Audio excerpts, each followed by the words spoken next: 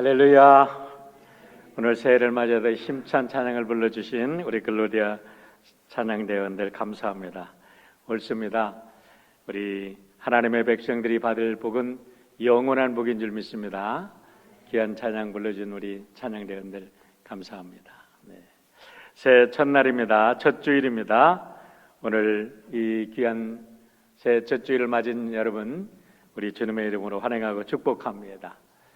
제가 늘 하나님 이름에 붙여진 새 이름을 참 좋아하고 여러분에게 많이 소개해드렸어요. 에베네셀의 하나님, 하나님께서 여기까지 우리를 인도해 주셨습니다 하고 이 블레셋과 전쟁에서 큰 전쟁에서 사무엘이 온 백성들에게 금식을 선포하고 기도하는 중에 블레셋 군대를 무찌르고 나서 돌을 세웠습니다.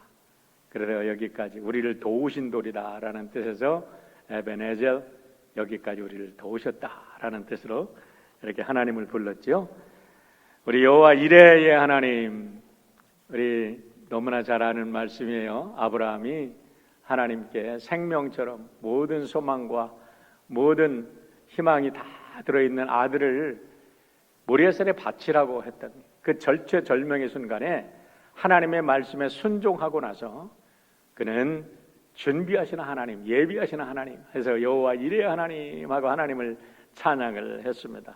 임마누엘의 하나님, 우리 예수님이 이 땅에 오실 때 너무나 깜깜하고 온 세상이 어둠 속에 죽음 속에 절망 속에 있을 때 우리와 함께 하신다라는 것을 이렇게 우리 하나님께서 보여주시고 임마누엘의 하나님께 선포하셨습니다. 그런데 여호와 니시의 하나님, 모세가 광야에 살아갈 때, 광야에서 40년을 살아갈 때 아말렉 군대, 철병기를 이렇게 무장한 아말렉 군대를 만났어요. 너무나 두려웠을 겁니다. 아무것도 갖고 오지 않고 광야를 헤매는 그들에게 이 아말렉 군사가 나타났으니 얼마나 그에게 두려웠겠어요. 그런데 하나님께서 도우셔서 그들을 쳐부시고 나서 하나님은 우리를 도우시는 여호와 니시 하나님, 우리의 승리 하나님하고 선언한 줄 믿으시기를 바랍니다. 여호와 샬롬의 하나님, 기드온도 전쟁 중에 너무나 고통스럽고 힘들었는데 그 모든 적들을 물리치고 우리에게 평화를 주시는 하나님, 여호와 샬롬의 하나님 이렇게 외쳤지요. 여호와 로페, 여호와 라파라기도 하고 로페라기도 하기도 하는데 이 출애굽 전에 애굽에 살 때 애굽의 모든 질병이 이렇게 죽음의 신들이 들어와서 다 사람들을 죽일 때 우리 하나님의 백성들을 하나님이 안전하게 지켜주셨어요. 그 역병에서 지켜주셨어요. 그래서 여호와 라파의 하나님, 우리를 치료하시는 하나님, 우리를 지키시는 하나님, 그들은 그렇게 고백을 합니다. 그리고 여호와 로이의 하나님, 우리 유명한 다윗의 고백이죠. 참 그 험난하고 힘든 사울에게 쫓기는 광야의 삶 속에서 그러나 끝까지 좋은 길로 인도하시는 하나님을 그는 경험하고 여호와는 나의 목자시다 라고 고백을 했어요. 여러분, 이 7가지의 고백 속에는 놀라운 진실이 들어있습니다. 무엇입니까? 자기들의 삶 속에서 그 삶도 그냥 평범한 삶이 아니라 자기들의 인생이 무너지는 것 같은, 자기들의 인간의 삶의 근본이 무너지는 것 같은 그런 고통의 삶 속에서 경험된 하나님, 그 하나님을 그들은 찬양했고 그들의 찬양은 이스라엘의 민족을 살리는, 이스라엘 민족의 전체에게 희망을 주는 그런 찬양이 된 줄 믿습니다.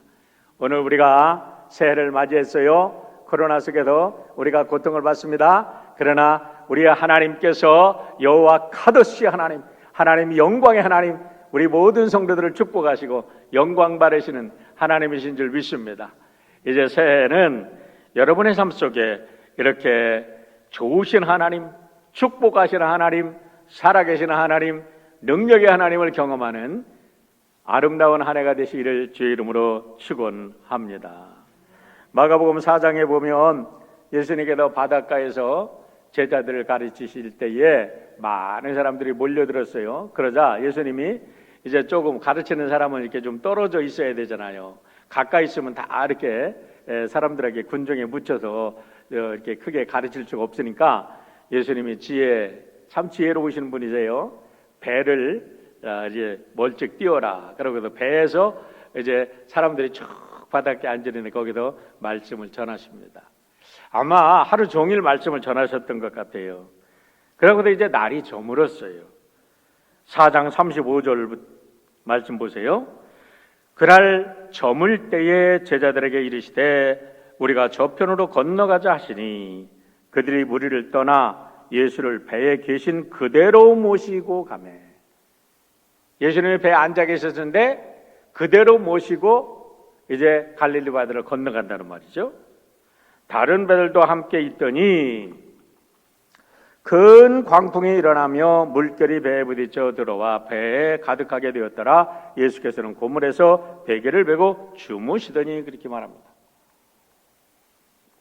아니 그렇게 광풍이 나는데 예수님이 주무신다니까 이해가 안 되죠? 근데 이해가 될 만도 합니다. 하루 종일 가르쳤으니까, 하루 종일 하나님의 복음을 전하셨으니까 예수님이 육신적으로 아마 고운이 피곤해서 묵 주무신 것 같아요. 그런데 제자들은 지금 광풍을 만나서 막 정신을 못 차리는 거예요. 그렇게 갈릴리에서 잔뼈가 굵은 제자들도 어떻게 해볼 도리가 없는 거예요. 물이 배에 들어오고 배가 이제는 침몰할 것 같으니까 예수님에게 그들이 소리를 지릅니다. 예수님, 우리가 죽게 된 것을 돌아보지 아니하십니까? 예수님, 우리가 죽게 된 것을 돌아보지 아니하십니까? 라는 표현 속에는 아주 위급함 속에, 가급함 속에 예수님을 깨우신 겁니다. 그때까지 예수님은 편안히 주무시는 거예요. 풍랑 중에 주무시는 하나님. 풍랑 속에도 여러분 예수님을 깨울 수가 없는데요. 풍랑 때문에 예수님의 잠이 방해받으실 분이 아니에요. 왜냐하면 풍랑을 다스리는 주님이니까.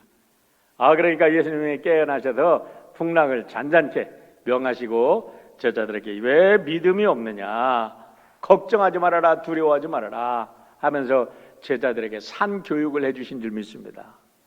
여러분, 이거는요 예수님의 사역에 있는 한 에피소드가 아닙니다. 우리가 이거를 잘 알아야 돼요. 우리 예수님께서 하신 모든 일례는 한 사건으로 끝나는 게 아니라 그 사건 속에 예수님의 가르침이 담겨서 복음이 전해지는 곳마다 이 역사가 동일하게 일어나라고 이 사건을 주신 줄 믿으시길 바랍니다. 이 배를 보면요 교회를 상징한다고 볼 수가 있어요. 교회의 주인은 누구십니까? 예수님이시죠. 예수님이 우리와 함께 하시는 줄 믿습니다. 그러나 우리가 제자들이 사역을 할 때 때로는 한밤중에 우리가 큰 광풍을 만날 수가 있어요. 여러분, 우리가 지금 제자들이 사역하는 곳이 어디입니까? 깜깜한 밤이에요. 한 바다예요. 광풍이 일어납니다. 그것이 교회의 사명의 현장이라는 거예요. 그럴 때에 여러분, 우리가 예수님을 깨우면 우리는 그 속에서 살아계신 예수님을 경험하게 되고 살아 역사하시고 오늘도 우리와 함께 하시는 하나님을 생생하게 경험하면서 우리의 말로 우리의 삶으로 고백되어지는 하나님을 찬양하게 되는 줄 믿습니다. 그런데요 이런 고난이 없으면 어떻게 되는지 아세요? 목회자들도 교회의 지도자들도 착각을 해요. 자기들이 교회를 세운 줄 알아. 자기들이 교회의 주인인 줄 알아. 그러고도 헌금 좀 하고 자기들이 교회를 좀 셌다고 하면 그 다음에 차세대에 오는 사람들에게 교회를 물려주고 그들을 키워줄 게 아니라 내가 뭐 해서 내가 해서 세운 교회인데 누가 와서 굴러온 돌이 박힌 돌을 빼내? 어림도 없지? 해가지고 아이고 교회의 주인이 자기야. 여러분, 우리는 청직으로 열심히 교회를 섬기도록 우리에게 특권을 주셨지만은 교회의 주인은 주님이신 줄 믿으시길 바랍니다. 오늘 코로나가 전 세계를 덮쳐서 교회들이 예배를 못 드린다고 아우성을 치고 난리를 치는데요. 저는 늘 기도하면서 하나님께서 주시는 위로가 있어요. 이거는 교회가 잘못된 게 아니라 교회의 본질을 회복하라는 하나님의 은혜인 줄 믿습니다. 교회의 본질이 회복되는 거예요. 교회의 주인이 하나님이시라는 걸 회복되는 거예요. 교회가 예배를 어떻게 드려야 되는가? 예배의 본질을 회복하는 축복의 기회인 줄 믿으시기를 바랍니다. 고린도후서 5장 17절을 보시길 바랍니다. 그런즉 누구든지 그리스도 안에 있으면 새로운 피조물이라 이전 것은 지나갔으니 보라 새 것이 되었도다. 예, 새 것이 된 줄 믿으시면 아멘 합시다. 아멘. 예, 새로운 것이 됐어요. 여러분, 그런데 중요한 것은 어떻게 새로운 것이 되었냐 이 말이에요. 무엇을 위해 새로운 것이 되었냐 이 말이에요. 새로운 것이 됐다는 뜻이 뭐냐 이 말이에요. 어떤 사람들은 자동차 사고 때문에 큰 사고를 당했다가 멀쩡하게 살아나도 와, 하나님의 은혜다, 나는 새로워졌다, 이런 사람도 있을지 모릅니다. 사업이 어려웠다가 사업에 대박이 나서 아, 새로운 존재가 되었다, 이렇게 고백하실 수도 있어요. 어떤 사람들은 마약에 애딕됐다가 새롭게 돼가지고 정말 새로운 그런 삶을 사는 사람도 있을지도 모르겠습니다. 그런데 그거보다 더 어마어마한 사건을 성경은 얘기하고 있는 거예요. 그 앞에 있는 말씀을 한번 보세요. 14절부터 16절까지입니다. 그리스도의 사랑이 우리를 강권하시는도다. 우리가 생각하건대 한 사람이 모든 사람을 대신하여 죽었은즉 모든 사람이 죽은 것이라 그가 모든 사람을 대신하여 죽으심은 살아있는 자들로 하여금 다시는 그들 자신을 위하여 살지 않고 오직 그들을 대신하여 죽었다가 다시 살아나신 이를 위하여 살게 하려 함이라. 그러므로 우리가 이제부터는 어떤 사람도 육신을 따라 알았으나 이제부터는 그와 같이 알지 아니하노라. 비록 우리가 그리스도도 육신을 따라 알았으나 그 전에는 예수님도 육신을 따라 알았으나 한 사람인 줄 알았으나 이제부터는 그같이 알지 아니하노라. 이제부터는 언제예요? 예수님의 구속의 피를 완전히 경험하고 완전히 거듭나니까, 예수님을 통해서 인류가 구원받은 것을 완전히 깨닫고 나니까, 예수님의 그 피의 공로로 세상을 보니까 이 세상 사람들이 그냥 사람들이 아니라는 거예요. 육신을 따라 난 사람들이 아니라 하나님의 사랑받는 존재들로 새롭게 보인다는 거예요. 예수님이 그렇게 새롭게 보니까 세상 사람도 그렇게 새롭게 보이고 나도 그렇게 보이고, 그래서 나는 완전히 새로운 존재로 그리스도 안에서 우리 모두가 새로운 피조물이 되었다라는 겁니다. 그런데 중요한 게 5장 14절이 다시 한번 읽겠습니다. 그리스도의 사랑이 우리를 강권하시는도다. For Christ's love compels us. 하나님의 사랑이 이쪽으로 가려고 그러는데 하나님의 사랑이 그냥 완전히 나를 압도해버린 거야. 하나님의 사랑에 그냥 완전히 그냥 꽁꽁 묶여버린 거야. 앰플리파이어 바이블에서는 이렇게 말합니다. For the love of Christ controls and compels us. Control us. 나를 그냥 완전히 하나님의 사랑으로 컨트롤하는 거예요. 올 한 해 우리 사랑하는 성도 여러분 모두 하나님의 사랑에 완전히 컨트롤 당하는 여러분 되시기를 주의 이름으로 축원합니다. 그럼 우리 인생은 해결되는 겁니다. 여러분, 우리가 걱정할 거 없어요. 하나님의 사랑이 우리를 완전히 compels, 우리를 그냥 강압적으로 압도해버리는 거예요. 하나님의 사랑이 너무 커가지고 하나님의 사랑 앞에 그냥 기절해버리는 거예요. 하나님의 사랑이 우리를 이끌어가는 거예요. 하나님의 사랑이 우리를 강권적으로 밀어붙이는 거예요. 하나님의 사랑이 인도하시는 거예요. 그렇게 되면 모든 일들이 여러분 다 복된 삶으로, 아름다운 삶으로 좋은 열매 맺는 2021년 될 줄 믿습니다. 코로나가 문제가 아니에요. 하나님의 사랑이 문제인 줄 믿으시길 바랍니다. 교회를 새롭게 하는 것, 우리 하나님의 사랑만 있으면 우리는 새로워지는 겁니다. 그래서 우리 교회에 오늘 올해 주신 주제의 말씀이 증인이 되어 행복한 교회입니다. 우리 함께 집에 예배드리는 우리 성도들, 우리 자녀들, 우리 부모님들 서로에게 한번 당신은 주님의 증인입니다 하고 서로에게 축복해 주시길 바랍니다. 우리 집사님들 주님의 증인이십니다. 우리 장로님들, 권사님들 주님의 증인이십니다.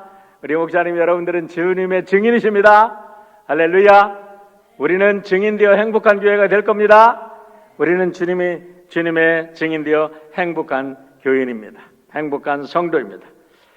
오늘 본문을 통해서 우리가 그리스도의 증인으로 살아가는 세 가지 원리에 대해서 말씀을 드리려고 해요. 단순한 스킬이 아닙니다. 흉내내는 스킬이 아니에요. 멍키가 사람 보고 흉내내는 게 아닙니다. 이거는 우리의 본질이 새로워져서 하나님의 사랑에 강권적으로 살다 보니까 저절로 이렇게 살게 되는 거예요. 저절로 이렇게 살게 되니까 naturally 그런 열매를 맺게 되는 겁니다. 무슨 열매? 증인으로서의 열매입니다.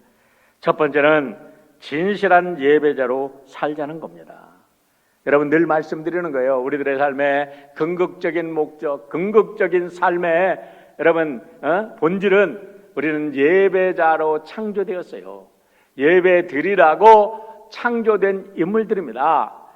오늘 계시록 4장 6절로 11절에 보면 우리 네 생물과 장로들이 하나님을 찬양합니다. 보좌에 앉으신 우주의 통치자이신 하나님을 찬양하는 모습이 나오는데 지금 오늘 이제 어린 양이 나와서 그 하나님의 오른손에 들려있는 두루마리를 받자 그들의 찬양의 대상이 바뀌어요. 어린 양에게 찬양을 올려드립니다. 8절과 9절의 말씀을 보겠습니다. 그 두루마리를 취하심에 네 생물과 24 장로들이 그 어린 양 앞에 엎드려 각각 검은고와 향이 가득한 금대접을 가졌으니 이 양은 성도의 기도들이라. 그들이 새 노래를 불러 이르되 두루마리를 가지시고 그 인봉을 떼기에 합당하시도다 하고 주님을 찬양하며 예배하는 거예요. 그런데 그들의 손에 뭐가 가졌어요? 검은고, 또 하나는 금대접, 기도의 향이 가득 담긴 금대접. 여기에서 우리가 예배의 본질이 나옵니다. 우리의 예배를 받으실 분은 우리를 구속하신 예수 그리스도인 줄 믿습니다. 그런데 그분에게 우리가 예배를 드릴 때 뭐를 가지고 드리라고요? 검은고를 가지고 주님을 예배해야 될 줄 믿습니다. 그거는 찬양을 상징하는 거예요. 여러분 우리가 이 코로나 시대에 교회의 문이 닫혔다. 우리가 어떻게 예배를 드려야 되냐? 예배가 회복되어야 된다. 예배가 무너졌다. 그러는데 오늘 이 말씀을 보면 예배 본질 속에는 찬양과 기도가 있고 우리의 찬양과 기도를 받으시는 하나님이 계신 곳에서는 어디 곳에나 예배가 드려지는 줄 믿으시길 바랍니다. 함께 모여서 예배 드리는 거 좋은 거예요. 귀한 거예요. 우리는 그것을 잊으면 안 되죠. 공동체 속에 역사하시고 공동체를 통해서 우리에게 주시는 큰 힘이 있으니까요.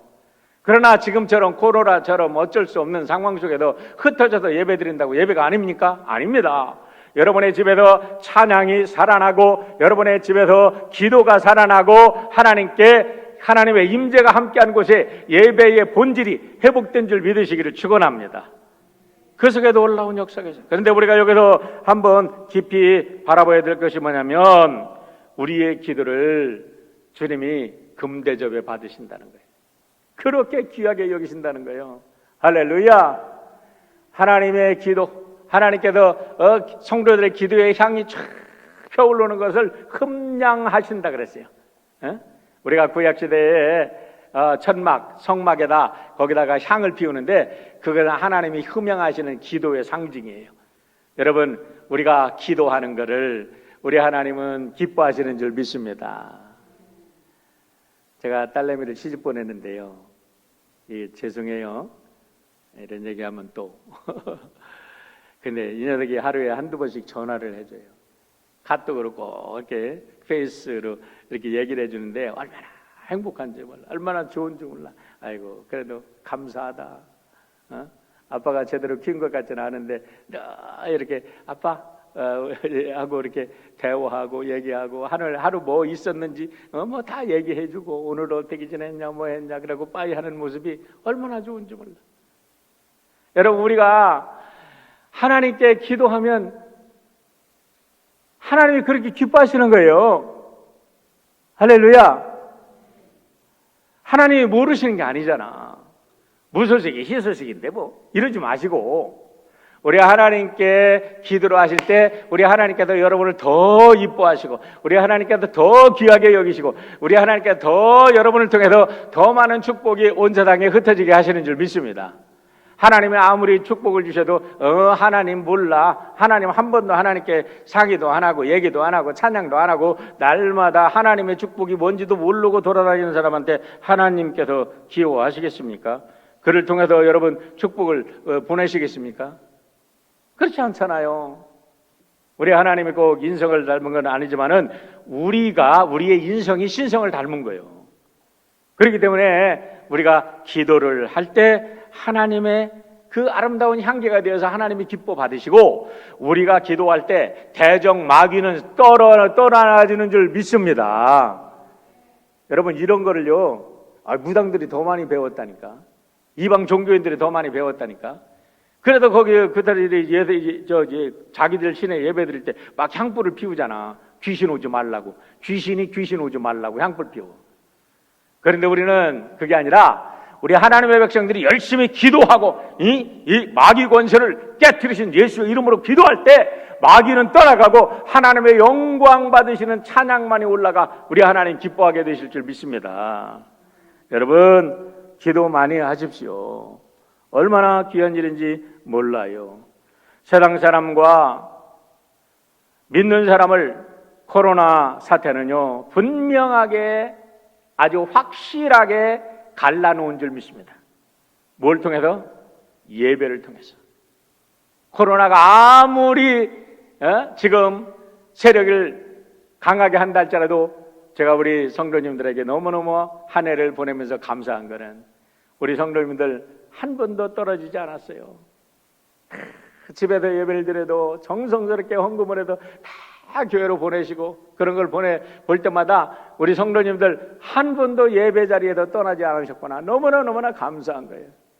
여러분 헌금 보내실 때마다 제가 어느 분이 여러분 물질 있는 곳에 다 있는 거예요. 그런 걸 보면은 거기에 성도님들이 예배하는 자세가 다 들어있는 거예요. 그래서 얼마나 감사하게 제가 기도하는지 몰라요.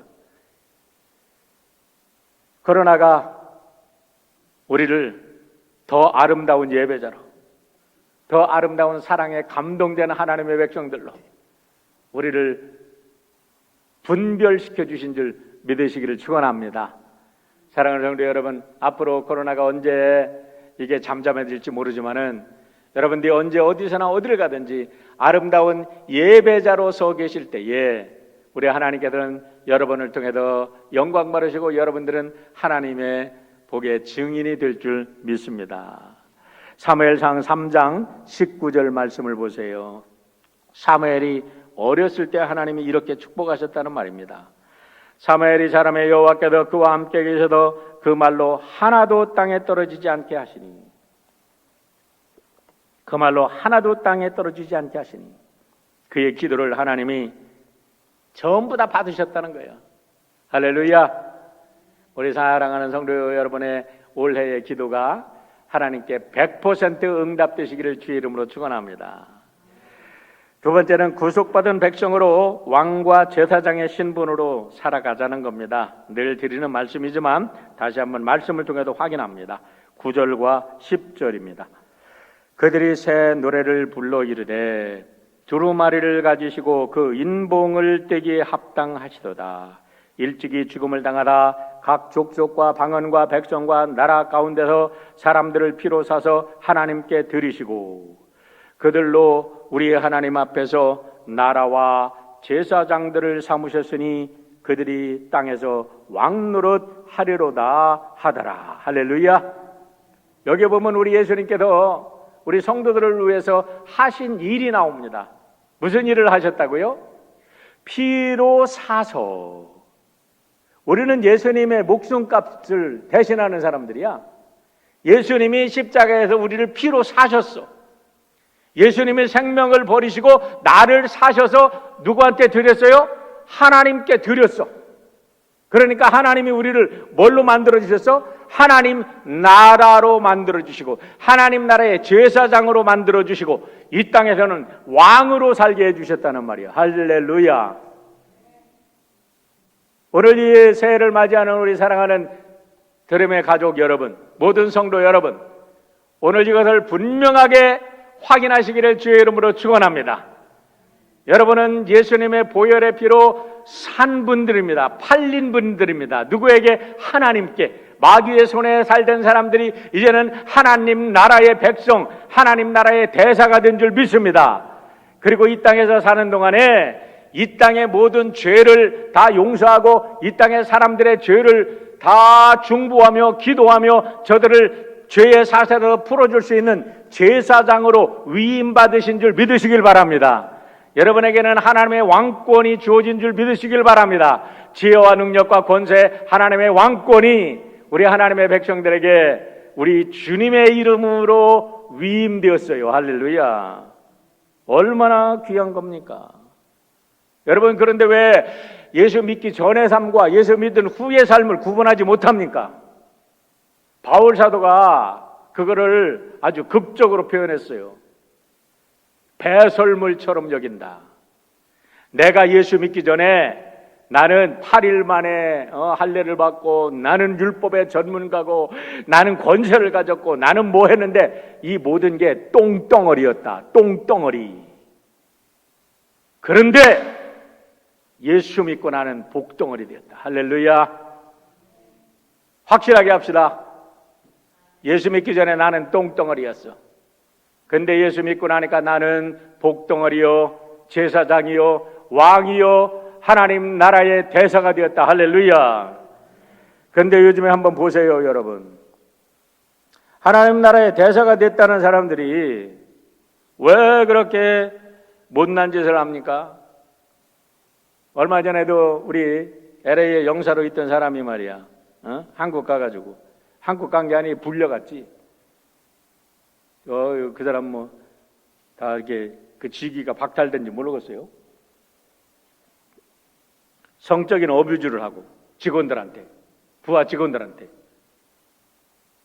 자기 사리 사욕만 채우고, 국가 공무원들이, 여러분 위에 오른 사람들이 대통령을 비롯해서 모든 사람들을 한번 보세요. 얼마나 능력 있는 사람들입니까? 학교에도 공부 잘하는 사람들이에요. IQ 좋은 사람들이에요. 재능이 좋은 사람들이에요. 그런데 다 그래가지고도 여러분 얼마든지 먹고 살고 얼마든지 행복하고 얼마든지 존경받을 수 있는데 왜 사탄 마귀의 사심을 버리지 못하고 그 야욕을 채우지 못하고 성도들을 봉사하고 국민들을 봉사하고 국민들을 잘 살게 하고 높여주기 위해서 자기가 직위가 주어진 그런 대사직, 그런 중보자의 직인 것을 깨닫지 못하고 내 것만 더 하다가 자식 대대로 망쳐버려요.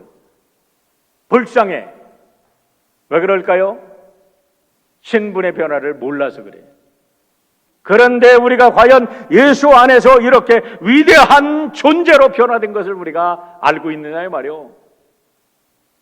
여러분, 오늘 우리 사랑하는 성도 여러분, 오늘 첫 예배 드리는데 우리가 존재 변화된 것 다 믿으시고 아멘 하시고 우리가 하나님의 그런 대사로 왕으로 멋있게 사시기를 축원드립니다. 그래야 우리는 하나님 나라에 가서 큰 상급을 받는 귀한 사람이 될 거예요. 제가 전에 있던 윌세교회에서 우리 두날개 양육을 하면서 필독도서로 우리 성도들에게 읽힌 게 있어요. 우리 온누리교회 김하중 장로님이 쓴 하나님 나라의 대사라는 책이에요. 이 김하중 장로님은 중국의 대사로 6년을 근무했는데 한 나라로 우리나라에서 지금 파송돼가지고 6년 동안 대사를 한 사람이 최장기 대사래. 와, 박근혜 대통령, 이명박 대통령 때 이분이 6년을 중국 대사로 있었는데 얼마나 위기가 많은지 몰라. 아무리 위기가 있어도요, 하나님이 지켜주시니까 가장 존경받는 대사로 잘 그걸 마치고서 한국에 와서 통일부 장관도 지내시고 지금 훌륭하게 교회를 섬기시는 분이에요. 그분은요, 날마다 성도들에 대해 기도하는데 어떻게 기도하시는지 몰라. 그냥 이름을 쭉 부르시면서 기도하시나 봐. 그분 책을 읽어보면 매일 300명의 중보기도자를 자기가 300명을 중보한대. 와, 얼마나 대단한 일이에요. 여러분들이 제사장으로 위임받은 줄 믿으시길 바랍니다. 여러분들이 중보하는 모든 사람들이 하나님의 백성으로 축복받고 살게 될 줄 믿으시길 바랍니다. 여러분의 입술에는 권세가 들어있고 권위가 있음을 믿으시기를 축원합니다. 우리를 통해서 하나님의 축복이 흘러나갈 때 우리가 복받은 사람이지요. 아까 사무엘이 어렸을 때 고백을 했는데요, 사무엘이 은퇴하면서 고백한 고백은 더 아름다워요. 그거는 하나님께서 이렇게 축복하신 거고, 사무엘이 은퇴하면서 이런 고백을 합니다. 사울 왕을 이제 세워놓고 자기는 어려서부터 걸음마를 뛰자마자 성전에 가서 컸잖아요. 그러고도 평생을 이스라엘을 위해서 선지자로 사사로 세움받고, 그때는 왕이 없었으니까 왕 같은 역할을 하면서 이렇게 세움받고 일을 했는데, 사울 왕이 세워지면서 이제 은퇴를 합니다. 은퇴식을 하는 거예요. 지금 은퇴식. 사무엘상 12장 23절 보세요. 나는 너희를 위하여 기도하기를 쉬는 죄를 여호와 앞에 결단코 범하지 아니하고 선하고 의로운 길을 너희에게 가르칠 것인지. 은퇴를 하는 거예요. 은퇴를 하면 많은 목사님들이 나는 골프나 실컷 쳐야 되겠다. 나는 이때까지 여행도 못 다녔는데 세계 유람이나 실컷 해야 되겠다. 나는 뭐 해야 되겠다. 이런 꿈을 잘 꾸실지는 그런 분도 계실지 모르겠어요. 그런데 사무엘은 어떻게 한다고요? 내가 민족을 위해서 기도를 쉬는 죄를 범하지 않겠습니다. 온 민족 앞에서 은퇴식을 하는데, 내가 죽는 날까지, 하나님이 부르시는 날까지 선하고 의로운 길을 너희에게 가르치는 것을 쉬지 않겠다. 할렐루야. 우리 모두가 이런 마음을 가지고 살 때 이게 바로 하나님의 증인이 아닙니까? 이게 바로 주님의 증인이 아니겠어요? 우리 사랑하는 성도 여러분 모두가 이런 축복을 받으시고 살아가는 은혜가 있기를 주의 이름으로 축원을 드립니다.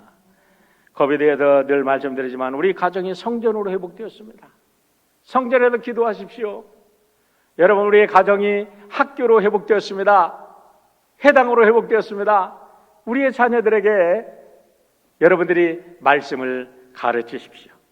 그런다면 우리의 가정, 우리의 교회가 이 코비드가 지난 후에는 더 아름답고 건강하고 건전한 우리 하나님의 공동체로 거듭나게 될 줄 믿습니다. 어저께 제가 보니까 성구영신 예배 때 얘기했던 우리 손흥민 선수가 어저께요, 그 토트넘 소속 팀에 들어가서 100골을 넣었어. 어저께 100골. 새해 1월 2일 날. 이야. 지난번에 그 12월 말에 100골을 넣었는데, 100골을 하나 넣었는데 그때 옵사이드로 그게 골을 인정이 안 됐대요. 그런데 새해가 되면서 어저께 그냥 딱 100, 야, 기가 막히더라고. 100골을 넣어가지고 그냥 유럽의 이 축구 팬들이 손흥민 난리가 났어. 막 감독이 너무 좋아가지고 막 미쳤네 막 감독이 막 너무 좋아가지고 막 손흥민 보고 막 최고의 찬사를 보내고 말이에요. 야, 여러분, 그런데 제가 손흥민이 부러워하라고 한 게 아니라 우리 가정에서, 우리 교회에서 자라는 우리의 자녀들이 그런 자녀가 될 줄 믿습니다. 그들이 뭐 축구만 잘하는 게 아니라 하나님이 주신 하나님의 꿈을 그들이 발현하고 이룰 때 어느 분야에서 할지는 모르지만 그 이상 가는 하나님의 영광이 나타나는 귀한 자녀들이 될 것을 믿습니다. 하나님의 자녀를 꿈으로, 제사장으로, 하나님의 대사로 키우시는 여러분 되시기를 주의 이름으로 축원합니다. 마지막 세 번째로 아까 나왔는데요, 찬양을 드리는데, 그럼 우리가 어떤 찬양을 드릴 것이냐라는 거예요. 찬양의 내용이 뭐냐라는 거예요. 우리 12절부터 14절 보시길 바랍니다. 그 음성으로 이르되 죽임을 당하신 어린 양은 능력과 부와 지혜와 힘과 존귀와 영광과 찬송을 받으시기에 합당하도다 하더라. 내가 또 들으니 하늘 위에와 땅 위에와 땅 아래와 바다 위에와 또 그 가운데 모든 피조물이 이르되 보좌에 앉으시니와 어린 양에게 찬송과 존귀와 영광과 권능을 세세토록 돌릴지어다 하니 네 생물이 이르되 아멘 하고 장로들은 엎드러 경배하더라. 할렐루야. 여기 12절에 보면 하나님께 올려드리는 찬양의 내용이 나옵니다. 여러분, 찬양의 내용이라는 것은 우리의 기도도 되고 우리들의 믿음의 고백도 되는 거예요. 그러니까 예수님께 이런 분이다 하고 고백하면 그 고백이 내 고백이 되고 내 삶이 되는 거예요. 요즘에 죄송해요. 너무 이렇게 이해하고 들으세요. 요즘에 한국의 트로트 열풍이 막 불었더라고. 2020년 정말 코로나로 어려웠는데 이 트로트 열풍 때문에 우리 한국 일반 백성들이 그래도 숨통이 트인 것 같아요. 그런데 제가 그거를 보면서 매료가 됐어요. 어린아이들이 왜 이렇게 트로트를 잘 불러? 근데 제가 오유진이라는 12살짜리 애가 트로트를 부르는 그런 걸 보면서 깜짝 놀랐어요. 이 녀석이 나이는 오늘이 젊은 날 라는 노래를 부르는데 너무 잘 부르더라고. 나이야 가라 나이야 가라 나이가 됐으냐 오늘이 제일 젊은 날 하는데 그냥 똥 가버렸어요. 그런데 제가 바꿔 불렀어요. 과거는 가라 과거는 가라 과거가 됐으냐 오늘이 제일 복된 날. 할렐루야. 제가 지난번에 뭔가 새롭게 하소서를 제가 자주 듣습니다. 거기에 이게 은혜 받은 분들이 나오거든요. 그 사회자가 참 마음에 들어. 너무 이렇게 사회를 잘 보고 이렇게 부드럽게 사회를 보시는데 제가 많이 그분한테 배웁니다. 그런데 거기에 민호기 목사님이라는 분이 나왔어요. 그런데 이 목사님은 목회를 하면서 이렇게 돌아다니면서 시골 목회 다 그렇게 다니는데 아무리 찬양을 해도 안 되더래. 그런데 시골에 가서 트로트풍으로 부르니까 그냥 대박이 나더래. 막 사람들이 막 다 그래가지고 이 목사님이 트로트로 전부 다 이 찬송을 바꿔가지고 부르니까 노인 어른들이 너무너무 좋아하는 거예요. 그리고 복음도 잘 받아들이시더래. 지난번에 제가 복음성가에 대해서 말씀드렸는데 여러분들 제가 리듬을 얘기한 게 아니에요. 그 내용이 중요한 거예요. 리듬이라는 건 옷입니다. 우리 리거르 목사님이 그걸 정확하게 얘기했어요. 우리가 찬양을 부를 때에 리듬, 클래식, 과거 그것만 하지 말아라. 현대인들은 다 다르다. 오늘 우리가 예배 드릴 때 오프닝 예배 때 여러분 똑같은 하지만 완전히 새로운 풍이잖아요. 옷을 달리 입지만 내용의 본질은 복음이고 본질은 예수고 본질은 하나님이시고 본질은 성경이고 그러면 옷을 바꿔 입었는데 괜찮은 거예요. 그런데 그럴듯한데 딱 열어보니까 전부 다 그 속에 세속적인 것만 들어있으면 안 되잖아. 그래서 제가 우리 집사람한테 얘기를 했다니까. 우리나라에 참 정치만 제대로 되면 우리나라 참 복받은 나라인데 이렇게 이 어린아이들이 이게 천재 같은 아이들이 이게 막 여기 각 방향에서 이렇게 크는데 말이야. 이 아이들이 세계를 주름 잡은 아이들인데 너무 안타깝다. 그러면서 생각하는 게 이런 생각을 합니다. 지금은 우리가 교회가 핍박을 받고 뭐를 한다고 하지만 분명히 이거는 새로운 탄생을 위한 진통이다. 할렐루야. 우리는 새로워질 겁니다. 희망을 가지시길 바랍니다. 우리가 아까도 말씀드렸지만 어려움 속에 우리의 교회의 본질을 회복하고 새롭게 된다면 우리 민족은, 우리 나라는 분명히 하나님께서 축복하신 나라가 될 거예요. 왜 그런지 아세요? 여러분 미국의 달러에 In God we trust, 하나님을 우리는 믿는다라는 글귀가 새겨져 있는데요. 우리나라는 애국가에 하나님이 보호하사 우리나라 만세가 새겨져 있어. 할렐루야. 그런 애국가를 가진 나라 있으면 나와보라 그래. 야, 감사한 나라야. 그래도 우리는 미국에 살아도 감사, 한국에 살아도 감사. 우리는 우리의 조국, 우리의 제2조국 다 우리는 복받은 사람이야. 그렇죠? 할렐루야. 그래도 얼마나 행복한지 몰라요. 여러분, 우리의 조국을 위해서 기도합시다. 우리의 조국에 희망이 있어요. 우리 조국이 여러분 결코 저렇게 무너지지 않을 겁니다. 우리가 기도하고 하나님의 백성들이 일어나 기도하고 여러분 저렇게 재능 있는 아이들이 트로트 부르는 끼를 살려가지고 예수님 어린 양을 찬양하고 하나님을 찬양하는 찬양이 온 삼천리 강산을 그냥 메꿔버릴 때 말씀이 기도가 모든 것이 덮어버릴 때 우리나라는 하나님의 영광을 나타내는 나라로 바뀔 것입니다. 1929년에 타고로가 일본을 방문했을 때 우리 대한민국으로 그때 조선으로 초청을 했는데 시간이 없어서 오지는 못하고 동아일보 도쿄 지국장에게 육행시의 시를 써줬다고 그러지요.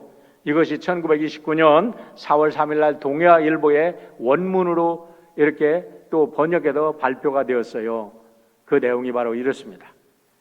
일찍이 아세아의 황금 시기에 빛나던 등쪽의 하나인 조선, 그 등불 한 번 다시 켜지는 날에 너는 동방의 밝은 빛이 되리라. 할렐루야. 여러분, 하나님을 찬양을 하시길 바랍니다. 찬양의 내용이 중요합니다. 어떻게 찬양합니까? 주님의 능력을 찬양하시길 바랍니다. 주님의 능력이 찬양할 때 그 능력이 우리에게 임하시는 줄 믿습니다. 어린 양은 능력과 그랬잖아요. 능력과. 7뿔을 가진 능력자, 우주 만물을 통치하시는 능력자. 그 다음에 부와 그랬어요. 주 안에는 부요함이 있습니다. 믿으시기를 바랍니다. 우리 아버지 부자예요. 부자인 아버지에게 여러분 올해 가난하면 부자의 아버지에게 아버지 돈 좀 달라고, 아버지 내 필요한 것 좀 달라고 요청하시기를 축원합니다. 셋째는 지혜입니다. 여러분, 우리 하나님은 지혜의 하나님입니다. 우리의 지혜를 마음껏, 지혜가 부족하면 하나님께 구하라고 그랬어요. 능력과 부하와 지혜와 힘과, 힘이 뭐예요? 능력이 겉으로 드러나는 건 힘입니다. 우리는 능력이신 하나님, 그 하나님을 통해서 우리에게 힘이 나오게 될 줄 믿으시기를 바랍니다. 하나님께서 우리들에게 힘을 주십니다. 다섯 번째로 우리 하나님께서 우리를 존귀한 백성으로 세워주실 거예요. 힘은 있는데 그 힘이 부끄러운 힘이면 안 되잖아. 누구처럼. 그런데 우리를 하나님께서 이렇게 존귀한 존재로, 예수 그리스도의 피로 우리를 사신 그 존귀한 존재로 세워주시고 우리를 하나님의 형상으로 회복시켜 줄 겁니다. 여섯 번째, 하나님의 영광에 참여하게 하신다는 거예요. 할렐루야. 하나님의 영광. 그래서 능력과 부와 지혜와 힘과 존귀와 영광을 찬양해라, 이렇게 얘기하는데, 여러분, 이 모든 찬양이 내 찬양이 되고 우리 가족의 찬양이 되고 우리 성도들의 찬양이 되어서 새해에는 우리 모든 성도들이 삶을 통해서 저절로 예수 그리스도의 증인이 되는 축복된 역사가 한 해가 되기를 주의 이름으로 축원합니다. 기도하겠습니다.